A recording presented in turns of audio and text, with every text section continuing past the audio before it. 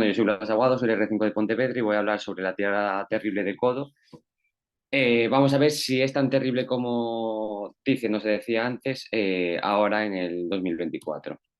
Lo primero es hablar un poco de anatomía, comentar cabeza radial, lo que es la coronoides, olecranon y luego en el húmero, el capitellum, eh, hablar epicóndilo lateral, epicéndolo medial. Y tener en cuenta que forma tanto el epicóndilo lateral como el epicóndilo medial con la punta del olecranon un triángulo que tiene que ser equilátero en flexión de 90 grados, que al pasar la extensión se tiene que alinear todo y se encuentra en el mismo plano. Si pasamos a un plano ligamentoso, tenemos en el componente medial un ligamento colateral medial anterior, un posterior y el ligamento de Cooper, que es también llamado el oblicuo. Desde radial tendríamos el ligamento anular, que es el que se luxa en las pronunciaciones dolorosas del niño, que también tiene un ligamento accesorio, y de la misma manera un ligamento colateral radial anterior y posterior. Este artículo está bastante bien, que te explica bastante bien anatomía y cómo está. Vamos a hablar ahora propiamente qué es la tirada de codo. La tirada de codo es directamente una asociación en la que se juntan una luxación de codo, una fractura de apófisis coronoides cubital y una fractura de la cabeza radial. El mecanismo que se produce es en una extensión, una complexión axial y una supinación.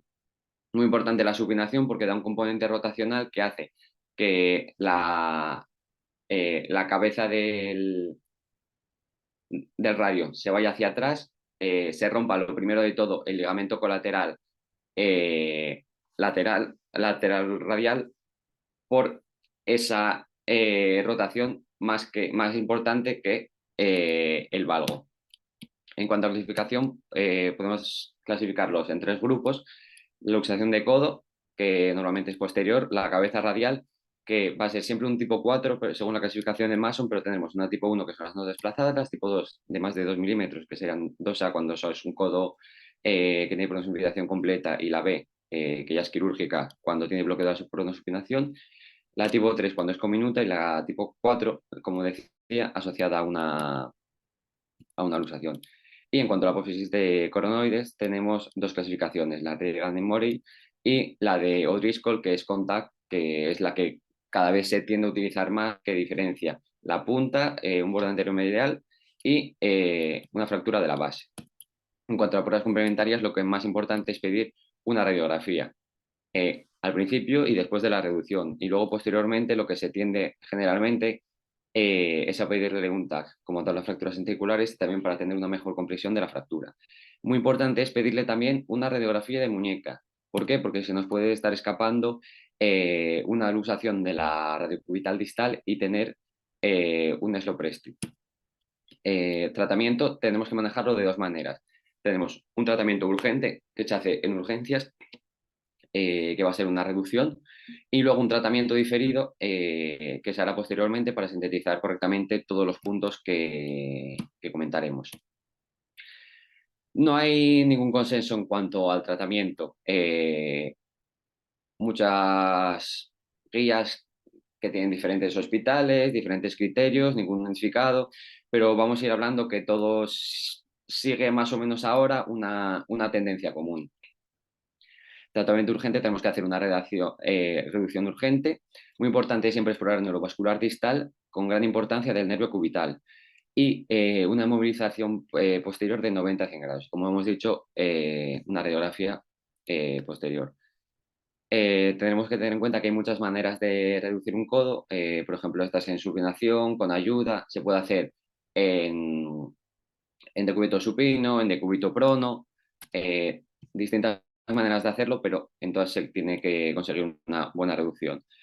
Y si no funciona esto, puede ser por varias cosas. Puede haber un fragmento encarcerado que nos impida esa reducción, entonces tenemos que hacerlo de manera urgente en quirófano, o puede ser un codo inestable directamente, que no se mantenga contenido en su lugar. ¿Qué tenemos que hacer? una reducción y una síntesis abierta y una fijación normalmente temporal, con un fijador ya sea articulado o un estático, un fijador externo. En cuanto al manejo luego ya estandarizado, posterior, que va a ser programado, tenemos tres pilares principales. Una, la apófisis coronoides; dos, la cabeza radial; y tres, el ligamento colateral lateral. Como decía, ningún protocolo demostrado. La verdad que está bastante bien, que es, lo voy a explicar un poco, pero ya veis que voy a hablar de diferentes formas, pero para tener una idea inicial. Por un abordaje lateral se aborda la cabeza radial, se ve si se puede hacer osteosíntesis o artroplastia. Si se puede hacer osteosíntesis, se hace la osteosíntesis, se ve si llegas a la coronoides, que a veces se puede llegar, y te pasa el ligamento colateral lateral. Luego, como decía, desde ese abordaje o desde otro, sea lateral o anterior, harías la coronoides y valorarías hacer el ligamento colateral medial. Si no puedes hacer osteosíntesis y necesitas hacer una artroplastia de la cabeza radial, por el hueco que deja la cabeza radial, puedes hacer la osteosíntesis de la coronoides. Y luego, valorando posteriormente la estabilidad, abordarías medial y verías si reparas el ligamento colateral medial, si está pulsionado, que normalmente cuando es así, sí, y volverías a probar o no, y pondrías el fijador externo. Siempre tienes que tener todas las opciones disponibles, porque decía, puedes hacer una estosíntesis o no de la cabeza radial, puedes hacer la coronaria de distintas maneras que vemos a continuación, pero siempre tienes que tener plan A, B, C, D y tener en cuenta todo, que son distintos puntos que hay que ir haciendo una lista con checks según vayas avanzando y solucionando el problema pasito a pasito. Muchas opciones y no hay nada demostrado que sea mejor que otro. Tratamiento conservador existe, sí, está reservado a gente mayor poco funcional y aquellas fracturas que tú las reduces son estables, minimamente desplazadas, que podrían ir con un buen tratamiento conservador. Se puede hacer, sí, pero la tendencia es a ser cada vez más quirúrgicos. Lo inmovilizarías a 90 grados con una fibra de yeso 10-15 días y una movilidad precoz durante 4 semanas. Controlada y siempre pasiva, y luego posteriormente ya empezar ejercicios de fuerza, fortalecimiento y una movilización activa. Cuando la fractura de cabeza radial va a ser el primer punto a tener en cuenta. Vamos a entrar por un abordaje de Kocher, que es más sencillo para insertar el ligamento colateral lateral posteriormente, o un Kaplan, que es más sencilla la reparación y llegar a la coronoides. En cuanto a reparar y sustituir, mantener la cabeza siempre que sea posible, hacer una osteosíntesis, ya sea con unos tornillos canulados, con unas placas cada vez menos comunes, menos utilizadas, pero si podemos reparar, hay que reparar. Si no, protetizar, ¿de acuerdo? Y en cuanto a la exéresis, a la resección de la cabeza, cada vez se desaconseja más.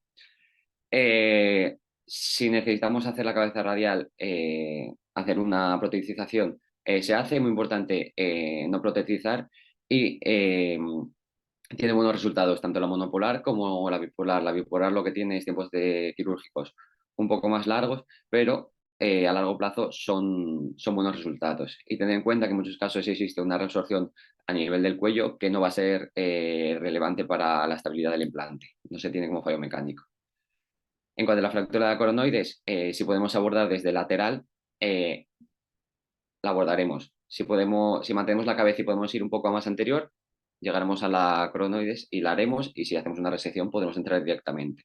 Si no, se puede hacer un abordaje volar directo o un abordaje medial a través del ligamento colateral medial.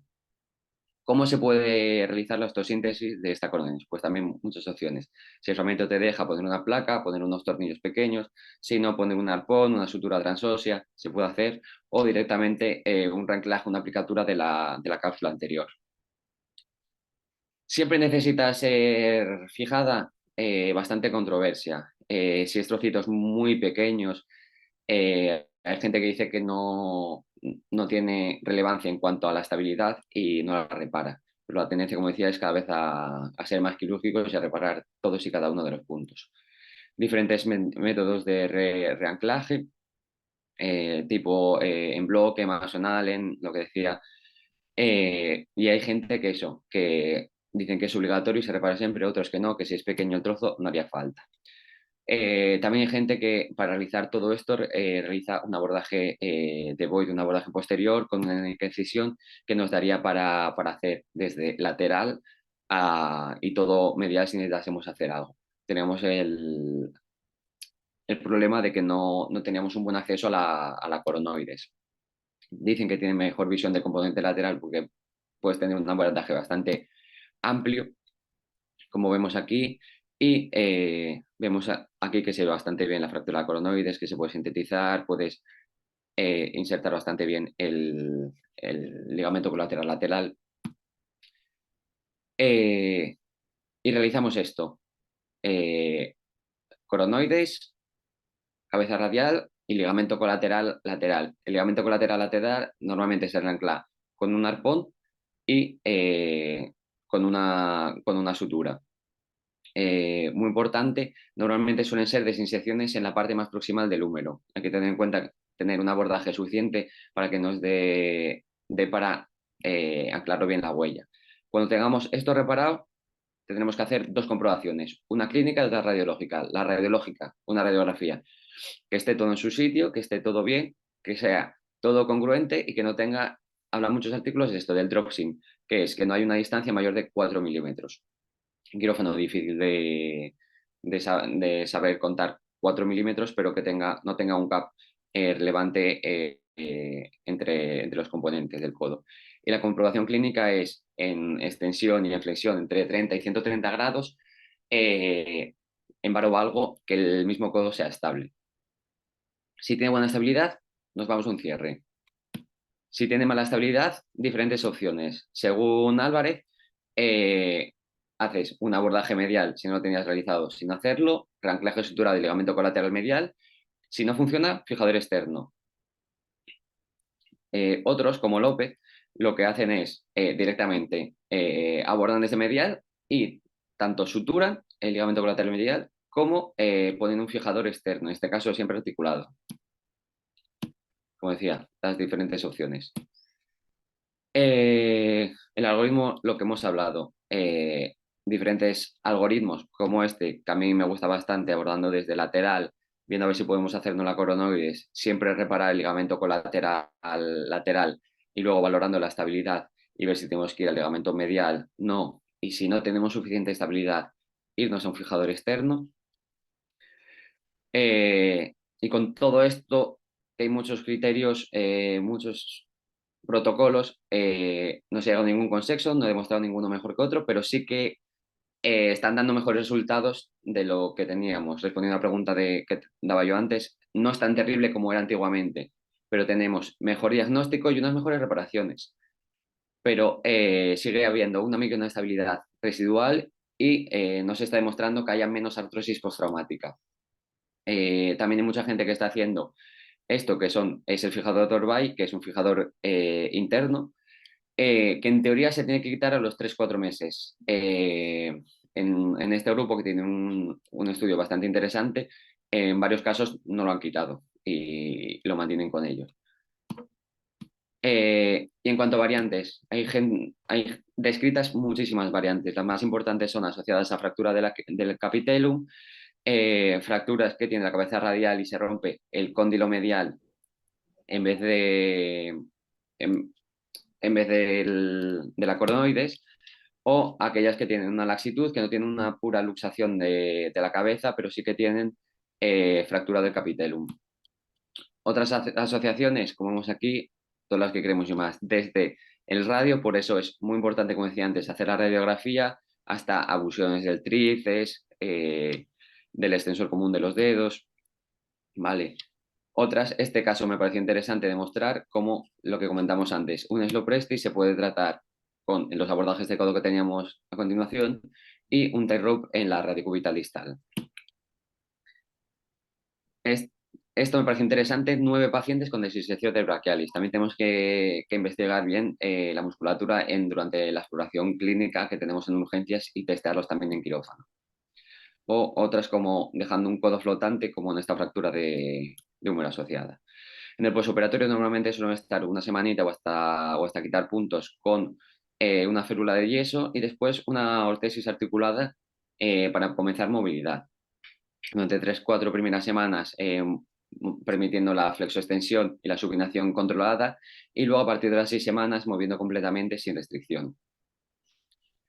Las complicaciones que tenemos, empezamos por la inestabilidad que nos puede quedar, sobre todo si no hemos reparado bien, o esa microinestabilidad que comentaba que no se ha llegado a saber muy bien, la rigidez que puede quedar por todo lo anterior, una artrosis precoz postraumática, un dolor crónico que tenemos derivado de la lesión, lesiones nerviosas, muy importante el nervio cubital, y las calcificaciones heterotópicas, que sí que son bastante frecuentes. Artículos dicen que hasta un 11%, o sea, 1 de cada 10 tenemos unas calcificaciones heterotópicas. ¿Es aún terrible? Pues en este artículo de 26 pacientes demuestran las complicaciones que tenemos a pesar de un correcto protocolo.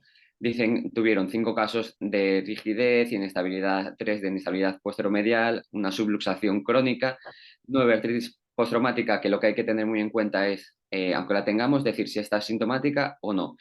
Y me parece muy interesante que hay factores personales como son la obesidad, el pobre cumplimiento, el tratamiento diferido y la alta energía, que son predictores de mal pronóstico en este caso.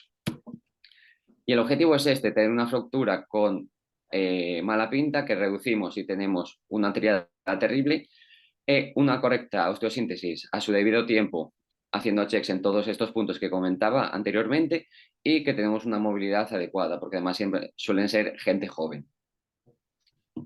Para terminar, conceptos clave. Es una lesión osteoligamentosa compleja. Hay que hacer una reducción inicial y un tratamiento definitivo diferido. Los pasos a seguir. Empezar por la cabeza radial, sintetizar o reparar. La aposis coronoides. Reparar. Valorar la cápsula anterior, si puede hacer una aplicatura, un reanclaje. ¿Se puede dejar fragmentos muy pequeños? Sí, pero tendemos más a operar el ligamento colateral lateral, reparación. Artículos, la mayoría dicen casi obligada porque lo suelen hacer siempre, porque es lo primero que se rompe. Hay que comprobar la estabilidad e inestabilidad que tenemos en quirófano y si no está bien, abordar por medial, ligamento colateral medial y poner un fijador externo. La inmovilización que hemos dado en el posoperatorio y empezar a mover precozmente. Hay que tener en cuenta las complicaciones porque son muy frecuentes y posiblemente las tengamos y tener todo en quirófano, plan A, plan B, plan C, plan D, durante la cirugía porque se puede complicar la cosa y tenemos que tener diferentes opciones. Y nada, los últimos minutos los gasto para saludar a todos mis compañeros, que ya esta es la última sesión de residentes que tenemos porque a final de mes que viene acabamos. Ya, así que no sé si tenéis alguna duda, pregunta. ¿Qué te parecía?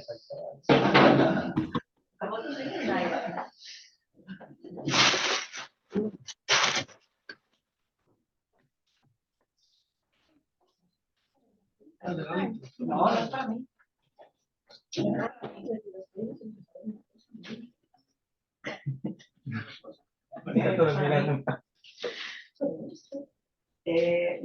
No es lo que parece, aunque otras veces no es mío. Y no sé si se vaya a Laura. No. Creo. Es para Pedro, se lo compró Moreno. Dijo que le parecía que dárselo a él no tenía mucho sentido, pero los otros es del sentido. No vamos a preguntar, ¿eh? Yo no pregunté. Este es el original, digamos, hasta que...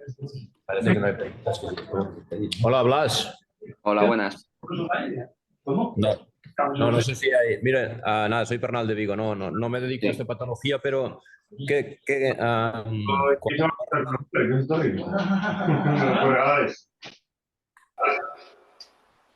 Perdona, sí, mira, cuando tú has reparado la cabeza del radio, has reparado el ligamento colateral lateral y has reparado el ligamento medial, ¿qué te justifica una inestabilidad residual? Es algo que, por lo que estuve leyendo, porque es una pregunta muy interesante,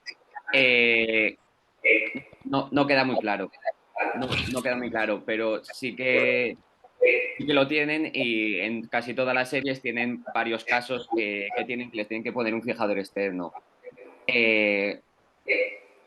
No lo sé si es por una laxitud que queda residual, después de tener una luxación que muchas veces no se reduce en un primer momento, son lesiones muchas veces de muy alta energía acompañada de mucha lesión de partes blandas, que cuando se ve tan a priori de primera, sino que nos vamos a la fractura, a lo que tenemos, y no vamos eso a las partes blandas, y eso, fracturas de alta energía. Eso es mucho. Entonces, es un predictor bastante de mal resultado y lo relacionan, pero no he encontrado nada que esté relacionado en ese sentido.